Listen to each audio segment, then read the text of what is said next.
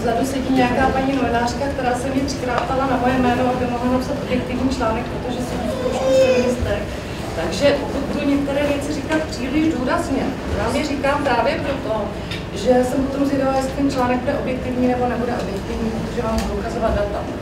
Data, která jsem si připravila, jsou z různých zdrojů, aby někdo neřekl, že jsem si selektivně vybrala jenom některá data a ukazovala vám jenom selektivně některé věci. Jak vypadá terciární vzdělávání, kolik je mužů a žen v terciárním vzdělávání v současné době. Od roku 1999 vidíte, jak to stoupá, a v roce 2012, když se zeptáte na Českou republiku, u nás je 60% žen v terciárním vzdělávání a ten zbytek jsou muži, takže asi chápete, že to není rovnost, o které hovoří feministky. A kdyby byla rovnost, pardon, bych se přeskočila, jak se dáte zpátky. Kdyby byla rovnost, tak by byla tady na 50%. A podívejte se, jaká je převaha žen v terciárním vzdělávání. Takže to, že permanentně z mainstreamu slyšíme, že ženy jsou diskriminované a ženy jsou na tom špatně, tak jak vidíte, jsou to data UNESCO. Kdyby někdo řekl, že data UNESCO jsem si vybrala schválně, protože zrovna tam procházejí nějakým způsobem, ale že vám data OECD. Data OECD ukazují, modrý jsou muži, poměr podíl gradujících v terciárním vzdělávání, oranžové jsou ženy. Když chcete vidět, kde je Česká republika, Česká republika je tady. Když se podíváte třeba na Německo, Velkou Británii, jsou přece jenom trošičku někde jinde. U nás je zkrátka 60% žen v terciárním vzdělávání. Ten problém je reflektován v zahraniční literatuře. Mluvím o literatuře, která je odborná na základě výzkumu. A když se podíváte, v zahraničí je čím dál tím více knih, které se tomu věnují. A věnují se tomu, že muži jsou zkrátka na tom špatně a jsou diskriminováni. Že selhávají a jsou takzvaně odpojení. O této knize potom se bude vyprávět. Kde ten problém vzniká? Bohužel to celé vzniká na trhu práce, kdy vznikla nová kultura bílých Němečů. Najednou s průmyslovou revolucí jsme se dostali až do průmyslu 4.0. Všichni říkají, že to je průmyslu 4.0, no, ovládnou nás technologie, budeme mít bílé výjimečky, nepotřebujeme, než umět používat hlas. Ale to, co hlavně musíme používat, tak musíme používat verbální dovednosti a komunikaci. A v tom jsme my ženy lepší. Já pak zase budu říkat, že jsou lepší muži. Nebudu ženy vyzdvihovat. Nicméně ženy jsou v tom lepší a právě proto, že na trh práce reflektoval vzdělávací systém, tak vzdělávací systém tyhle věci, ve které jsou ženy lepší, ve kterých jsou ženy lepší, začal hodnotit. A začal je vyzdvihovat jako velmi důležité a začal říkat, dobře, tak budeme na základě verbálních dovedností známkovat a budeme se tímto způsobem řídit a najednou se ukázalo, že chlapci jsou na tom hůře a jsou hůře známkování. Samozřejmě zlobí, to vám ukážu, proč zlobí. A nemůžeme se jim divit samozřejmě, ale chlapci se dostávají do dvou nevýhod. Jedna nevýhoda, že dozrávají pomalu a později, to znamená na základních školách, kde jsou hodnoceny verbální dovednosti, oni ještě nedozráli a už jsou najednou hodnocení ve věci, ve kterých jsou slabší než dívky. A současně dívky, které jsou hodné, nezlobí, tak zkrátka dostávají jedničku za to, že jsou hodné a nezlobí. A potom ukážu, proč ty kluci zlobí.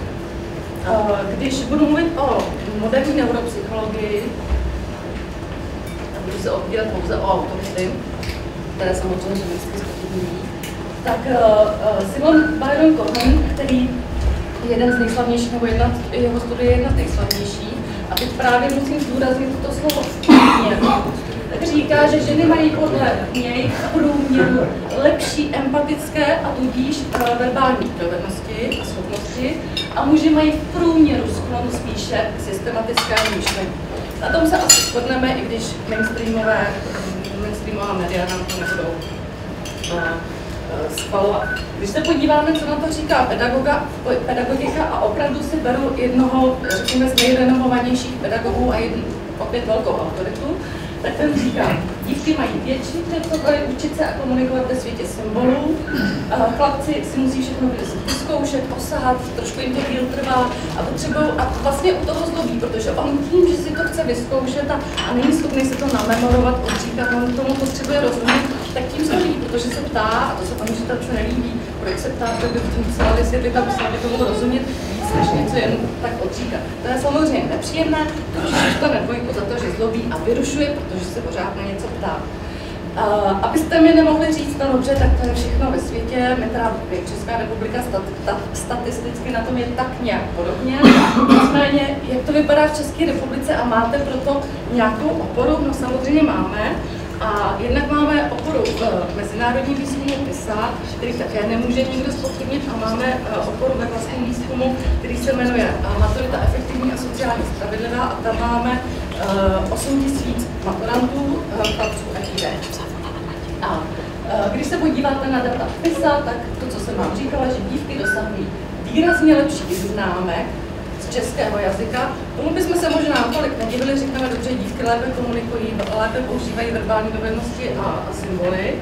Nicméně dívky dosahují ve srovnání s chlapci i lepších známek z matematiky, ačkoliv v tom jsou lepší chlapci. Jak je to možné? Ukážu vám obrázek. Když vyberete v 9. třídě čtvrtinu nejlepších žáků a odfiltrujete všechny jejich handicapy, to znamená sociální handicapy a všechny věci, které je můžou nějakým způsobem diskriminovat. A budete brát jenom jejich matematické dovednosti a záměrně vybírám matematiku, protože té jsou kluci lepší. To prostě musíme přiznat, ať chceme nebo ne.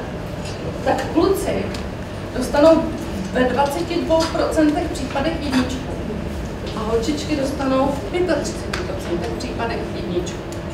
Vybrali jsme si vzorek čtvrtinu nejlepších žáků. Jak je možné, že ve čtvrtině nejlepších žáků kluci dostanou jenom ve 22% případů jedničku? A přitom víme, že mají tyhle dovednosti přirozeně. Světlení bude za chvíličku, musím si trochu napínat. Když se vás zeptám, logicky teda dívky aspirují samozřejmě ke studiu na gymnáziu. Aspirují více než chlapci. Ti chlapci už jsou ze základní školy otrávení, oni vědí, že jako víceméně nemá cenu soutěžit, protože ta holka za to je hodná, tak stejně dostane jedničku. Když se podíváte do maturitních ročníků, tam je to ještě horší. Holky mají 34% jedničku a kluci v 18% případů, takže čím víc postupujete ve stupních vzdělávání výše, tam jsou víc kluci diskriminovaní. Pokračujeme na vysokou školu. Samozřejmě tudíž dívky z maturitních ročníků, podle, když se díváte na jejich studijní aspirace, tak zjistíte, že samozřejmě aspirují na vysokoškolské vzdělání. Feministky rády tvrdí, že ženy jsou diskriminované, protože v doktorském studiu je více mužů. Když se podíváte na data z České republiky, tak tam jenom v jediném případě panuje rovnost, kdy v doktorském studiu jsou se muži a ženy rovní. Když se podíváte na bakalářské studium, jak vedou ženy, a když se podíváte na magisterské studium, jak vedou ženy. A teď, když se podíváte na celková čísla, že ženy 60% terciární vzdělávání, jaký to má dopad na rodinu, jaký to má dopad na práci. Odpůrci feminismu, opřu se zase o autority, Thomas Dippert a Claudia Buchmann říkají, že samozřejmě důležité rozdíly se objevují už v mateřské škole. A už v mateřské škole jsou ti kluci určitým způsobem diskriminováni při tom, kdy si hrají. Protože ty dívky mají jakoby přirozenou tendenci si pořád něco učit a jsou jakoby hrozně houževnatí. Ty kluci jsou takový, jako jsou soutěživí, ale nejsou tak houževnatí. Nemáme potřebu si to všechno načíst, vybojovat, nastavovat, odpracovat. A ty kluci jsou takový, že rádi delegují a tak jako rádi řídí. Ale ona jim to dala příroda, my jim to nemůžeme zazlívat. Ale v okamžiku, kdy to ve vzdělávacím systému vůbec nebereme v potaz, tak to má potom dopady nejenom na to, jak přistupují vzdělávacími cykly až do terciárního vzdělávání, ale na to, jak to končí v rodině. A samozřejmě chlapci potřebují jakoby pořád soutěžit, potřebují se pořád o něco prát, jsou plný maskulinity. Když někdo maskulinitu potlačujete, což už říkali moji předřečníci, oni jsou potom zmatený a co dělají? Je to naučená bezmocnost. A to vám ukážu z těch dalších knih a opírám se o velké významné autority. A zdůraznuju, že to je prokázáno na českých datech také. Ti kluci se naučí na takzvanou naučenou bezmocnost. A oni prostě přestanou soutěžit a přestanou, jakoby, potlačují v sobě tu přirozenost.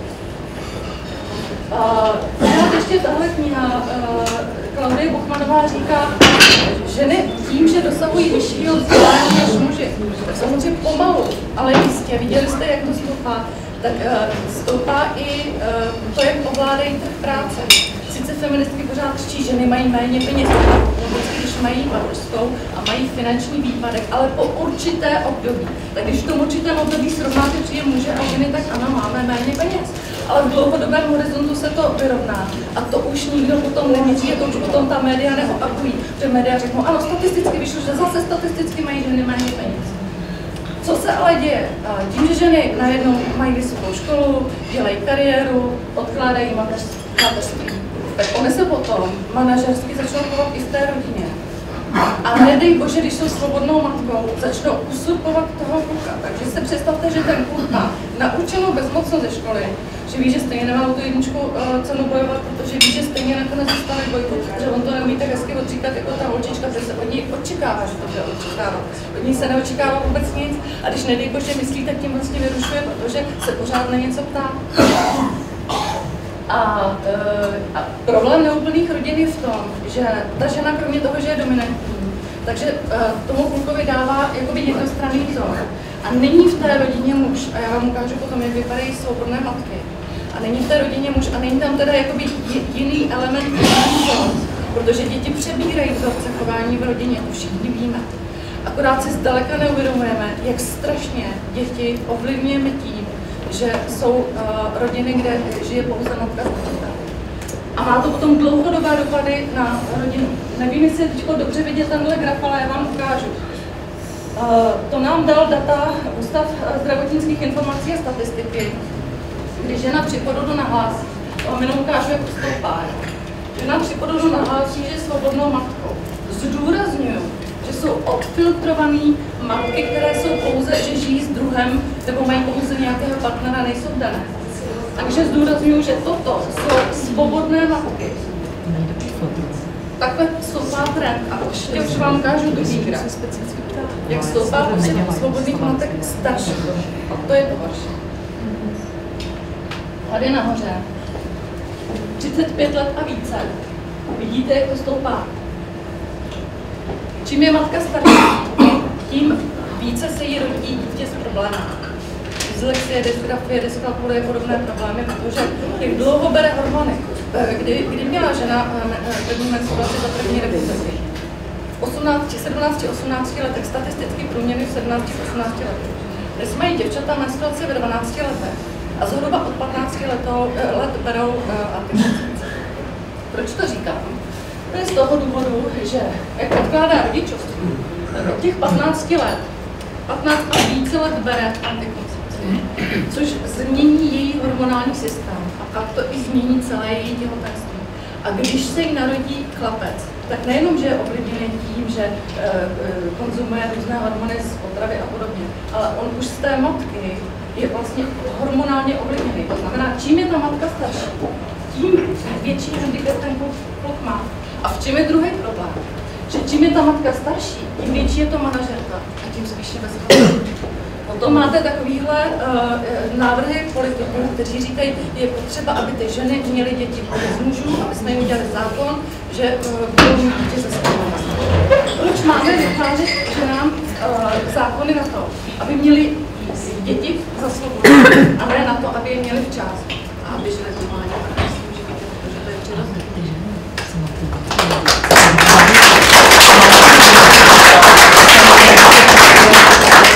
To ale nekončí. Proč se rodí děti s řečovými vadami? Proč, když všude další mainstream inkluze, musíme udělat inkluzi pro každého, pro děti s řečovými vadami. Do jaké třídy na prvním stupni si myslíte, že mají děti řečové vady? A opravdu potřebují logopeda. Do 5. třídy děti potřebují logopeda, protože neumí pořádně mluvit, artikulovat a tudíž ani číst. Nemají čtenářské dovednosti tím, že neumějí číst, neumějí mluvit. Jsou na tom ale zase opět daleko hůře muži a chlapci tím, že pomaleji dospívají. Když se zeptáte jakéhokoliv školního psychologa na to, jak se rozvíjí teda řečové dovednosti, co ta matka může pro to dítě udělat? No nemá ho strkat do ohrádky, feministky říkají, tak všichni budeme děti a strčíme to dítě do ohrádky a budeme super ženy, které budeme na počítači hned vedle pracovat. Tím, že to dítě dáte do ohrádky a to dítě neleze a neobjevuje svět a nezdolává překážky, tím, že leze, tím se rozvíjí lokomoce, ale tím se rozvíjí jeho řečové centrum. U té holčičky to tolik nevadí, že ty to nemají takový handicapy, ale kluci v tom handicapy a opravdu velký. A druhá věc, když to dítě dáte do chodítka, protože se taky potřebujete zbavit, aby vás neobtěžovalo, protože jste přece to manažer, která musí řídit tu firmu, aby na těch 3 telefonech. Tak to dítě v tom chodítku se mu naruší prostorová orientace. Táhle vy byste si mohli říct, no tak co, tak dobře, se mu naruší prostorová orientace, jako k čemu to bude potřebovat? No, to jsou právě ty začátky, ty dyslexie. To jsou začátky dyslexie. Nejenom to, že máte dítě pozdě, máte tělo ovlivněné hormonama a tudíž se vám narodí dítě s nějakým handicapem. Ale ještě navíc ta dyslexie se posílí přesně tímhle tím a o tom se nemluví. Když slyšíte v novinách, je potřeba, aby ženy pracovaly, byly na vyšších postech a všude, aby byly. Takhle nikdo už potom neřeší, jakou vychováváme generaci. A jak hlavně usilujeme muže. Tím víc potom ten kluk jakoby nabírá handicap. A pak už vám nejde studovat technický obor. A druhý fenomén, který tady je, a to jsou zase bohužel teda samozřejmě sociální média a podobně, je, že ty děti chtějí všeho dostanou strašně. Technický obory jsou těžký, tam se musíte opravdu hodně učit. Když jdete na ty humanitní obory, tak to tak nějak ukecáte. A tím, že stát v principu neřekne, že na technické obory vytvoříme takovéhle podmínky a dáme na ně takovéhle peníze, protože potřebujeme mít techniky, už v tuto chvíli je nedostatek techniků, ale on je třeba i nedostatek učitelů fyziky a učitelů matematiky. Takže až odejde tahle generace, která půjde do důchodu, tak my nemáme učitele matematiky a fyziky. Myslíte si, že to někdo v téhle zemi řeší? Neřeší. A nejenom, že to neřeší to na pedagogických fakultách, oni řeknou, no oni o to studium nemají zájem, že na pedagogickou fakultu jdou studovat lidi, kteří prostě chtějí dělat něco jiného, protože v principu chtějí mít jenom titul, chtějí umět česky, anglicky a když je tam nějaká ta matika, no tak dobře, tak se bude učit metoda Hejního. A v čem je ten druhý problém, že, a to začínáme zase na pedagogických fakultách, kdy na pedagogických fakultách tím, že nepřipravují učitele, ale prostě učí studenty, aby byli absolventy pedagogických fakult. Ale nikdo vůbec nepočítá s tím, že opravdu budou učit. A ve chvíli, kdy skutečně zjistíte, jak velká je praxe, tak ten student za 5leté studium vidí to dítě asi, počítala jsem to, myslím, že je to 1,5 měsíce, maximálně, co to je. To se chcete naučit učit toho člověka, to dítě, vysvětlovat mu, to se učíte nějaký psychologický teorie, didaktický teorie a podobně, pak se mi ze sebou hádají didaktici, která metoda je lepší, která ne. To je o emocích toho učitele, o empatii toho učitele, aby byl schopný pracovat s takýmto zlobivým žáčkem i s hodnou holčičkou. Jo. Ale zase to říkám jenom kvůli tomu, že ten učitel je přehlcený tím, že do všeho mluví rodiče. A jeden a první a základní problém jsou rodiče. Protože ten učitel by třeba i měl ambice, ale on třeba řekne, tak já budu učit metodou Hejního a zboří se půlka třídy, protože rodičů, protože řeknou, no tak to nepřipadá v úvahu, vy nebudete učit to, co vy si učíte, to budeme učovat my, nám řekli, že metoda Hejního je špatně, tak vy to nebudete dělat. A co dělá ten učitel? Má naučenou bezmocnost. Tady na něj nadává Česká školní inspekce, která řekne, prosím vás, jako když to děláte špatně, vy se neřídíte naší metodickou příručkou. A on říká, ale já tady mám vychovanýho žáka, to nás nezajímá, vy máte sledovat nějakou kvotu. Takže je v podstatě paranoidní. Pak si vezmete druhý hledisko, kdy přijdou rodiče, začnou tlačit, že oni něco podaří, že jim se něco nelíbí. A v těch kleších má naučenou bezmocnost a tak úplně nejjednodušší je nějak přežít. A pak teda, když se ptáte, chcete něčem rozumět, tak já na vás nemám čas, taky pro mě jednodušší, že zlobíte dát vám dvojku. Tím se dostávám těch učitelů v tom smyslu, že nejsou podmínky pro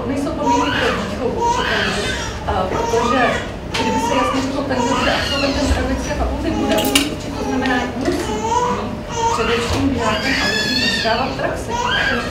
A druhá věc, to už skončím, aby se dostal ke slovu.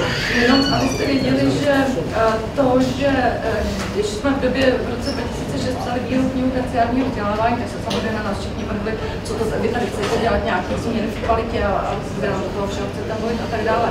A tehdy byla řeč o pedagogických fakultách a tehdy někdo přišel a říkal, teď si nepamatuju, jestli to byl model z Holandska, omlouvám se, že se nepamatuju tu zemi, a říkali, každý učitel, který chce umět učit, nejdřív musí rok učit a musí učit handicapované děti a na nich se naučit učit. A když na nich se to naučí, tak už potom bude schopen vysvětlit každému žákovi každou látku. Takže když se vrátím zpátky na ty technické obory, ten propad na technických oborech je takhle velký právě proto, že děti chtějí mít všechno snadno a rychle a technické obory nebudete mít snadno a rychle. A tím, že ve škole proto nejsou podmínky, aby se těm dětem vytvářely podmínky, aby bylo podnětné prostředí, aby se odchytili všichni ty, kteří mají zájem, kteří rozumějí matematice, umějí, tak se ta matematika ještě začne právě a potom vystupuje už jen další vzdělávání. Děkujeme.